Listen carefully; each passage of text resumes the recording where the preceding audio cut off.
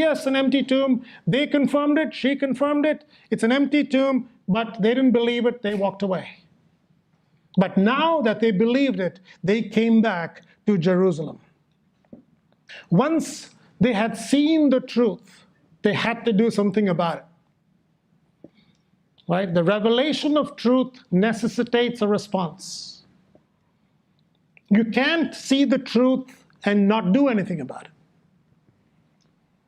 My dad was a preacher a couple of decades before I became one. There's this illustration that I would hear him say as I grew up about his hometown, so I'm going to say that illustration. He grew up in a rural part of a state in the very south of India called Kerala, and it's a very beautiful state, completely covered with trees. I mean, it's completely green, hills and rivers and valleys and mountains and lakes, and beautiful. So many of the houses there had just these large properties with the house in the middle, and there was no walls or fences between these large properties. It was just, open area. So many of these houses would have dogs to help for protection. So the dogs would stay largely outside and would help in protection. And there were times when one dog in the middle of the night starts barking.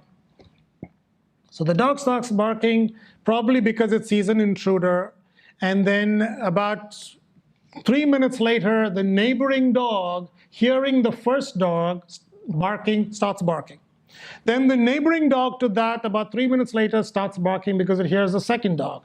And soon, in a space of about 15, 20 minutes, there is a whole chorus of dog barking that goes on in that area.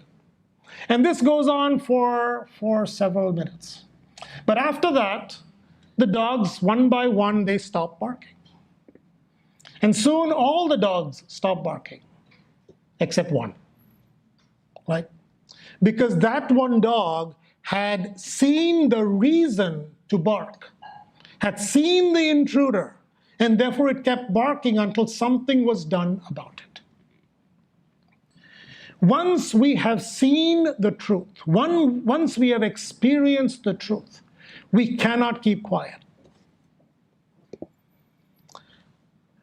What is the truth that we have seen that we now need to bark about and talk about? What is the truth? And that truth from this passage is the centrality, the uniqueness, and the lordship of Jesus Christ.